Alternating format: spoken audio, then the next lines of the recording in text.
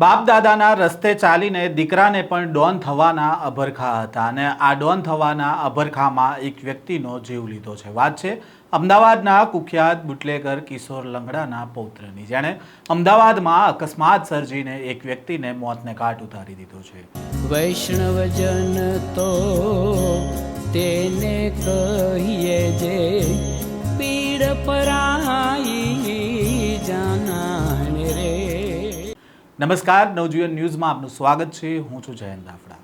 બાપ દાદાનો વારસો જાળવવા માટે તેમના રસ્તા પર ચાલતો હતો સગીર, અને આ સગીરના દાદા કિશોરસિંહ રાઠોડ અમદાવાદનો કુખ્યાત અને લિસ્ટેડ બુટલેગર છે। તેના પિતા દિલીપસિંહ પણ બુટલેગર છે। એટલે બાપ દાદાનો વારસો જાળવવા માટે સગીર પણ સોશિયલ મીડિયામાં રોફ જમાવવા માટે હથિયારો સાથે ગાડીઓમાં વિડીયો બનાવે છે। કારમાં લાકડીઓ હોય છે અને કારમાં બેઠા બેઠા ધારિયા જેવા હથિયાર રાખીને નાચતો હોય તેવા વિડીયો પણ સગીરના સામે આવ્યા છે। આ એ જ સગીર છે જેણે અમદાવાદમાં એક નિર્દોષ વ્યક્તિનો જીવ લીધો છે। અમદાવાદના શાહીબાગમાં કુખ્યાત બુટલેગર કિશોર લંગડાના પૌત્રએ મોંઘીદાટ કાર વડે નિર્દોષ એક્ટિવા ચાલકને ટક્કર મારી અને તેનો જીવ લીધો છે। કાર ચાલકે પૂરપાટ ઝડપે કાર વડે એક્ટિવા ચાલકને ટક્કર મારી હતી, જેના કારણે એક્ટિવા ચાલક નજીકમાં ઉભેલી રિક્ષા સાથે ટકરાયો હતો, જેથી તેનું ઘટના સ્થળ પર જ મોત નીપજ્યું હતું। આજરોજ સવારના 8:30 વાગ્યાના સુમારે જુવેનાઇલ આરોપીના પિતાનું નામ દિલીપસિંહ રાઠોડ છે, જે પોતાની ફોર્ચ્યુનર ગાડી લઈને સરદાર સ્મારક પાસેથી પસાર થતા એક્ટિવા ચાલકને હોસ્પિટલ જતા એક્ટિવા ચાલક અને આ બાબતે અમે બીએનએસ કલમ 105 મુજબ ગુનો દાખલ કર્યો।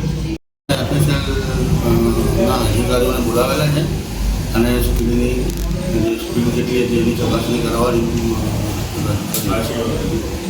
કોનું મોત થયું છે, શું નામ છે અને કઈ રીતના ત્યાં હાલ તપાસ થઈ છે? મરણ જનાર મહેન્દ્ર કુમાર ભગતલાલ ગોહિલ, એની ઉંમર 43 વર્ષની। એના બાળકને સ્કૂલે મૂકવા જતો હતો, રિટર્નમાં આવતા સાહેબ ગુનો શું દાખલ કરવામાં આવશે? કારણ કે સગીર ગાડી ક્યાંથી લાવે? હાલ 105 બીએનએસ 105 મુજબ ગુનો દાખલ કરેલો છે। ફરિયાદી જાણતો હોય, આરોપી જાણતો હોવા છતાં વગર લાયસન્સ અને સગીર વયના બાળકને વાહન આપીને મૃત્યુ થવાનો ભય શક્યતા હોવાની 105 મુજબ અમે ગુનો દાખલ કરેલો છે। એટલે આગળ ફર્ધર ઇન્વેસ્ટિગેશન ચાલુ છે। સગીરે અગાઉ પણ આ રીતનો કોઈ અકસ્માત કર્યો હોવાની વાત સામે આવી છે? કોઈ તપાસમાં એવું કોઈ પ્રાથમિકતા સામે આવી છે કે અગાઉ પણ એનો ભૂતકાળ અને પૂર્વ ઇતિહાસ પણ અમે તપાસ ચાલુ છે। એના પિતા વિરુદ્ધ કોઈ કાર્યવાહી છે?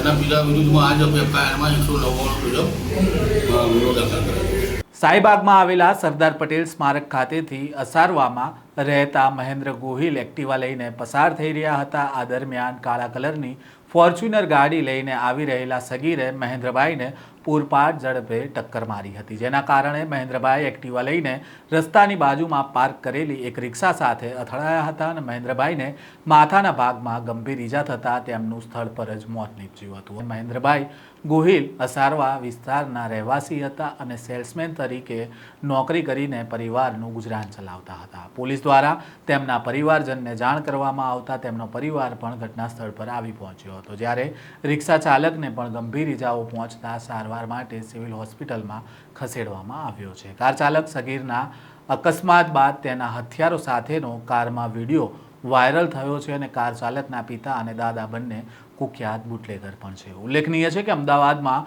બેફામ સ્પીડે કાર હંકાવતા નબીરાઓના કારણે નિર્દોષ લોકો જીવ ગુમાવી રહ્યા છે। અવારનવાર આવી ઘટનાઓ સામે આવતી રહે છે, પણ આ નબીરાઓની સ્પીડને પોલીસ કંટ્રોલ નથી કરી શકતી। આરોપી હજી સગીર વયનો છે, પણ આટલી નાની ઉંમરે તેને બાપ દાદાના રસ્તે ચાલવું હતું, ડોન બનવું હતું, પણ હવે આ ડોન બનવાના સપના જેલમાં જોવા પડશે। આ સ્ટોરી અંગે તમારો શું મત છે? કોમેન્ટ બોક્સમાં જરૂરથી તમારો મત જણાવજો। વધુ સમાચાર જોવા માટે જોડાયેલા રહેજો નવજીવન ન્યૂઝ સાથે। નમસ્કાર। વૈષ્ણવજન તો તેને કહીએ જે પીડ પરાઈ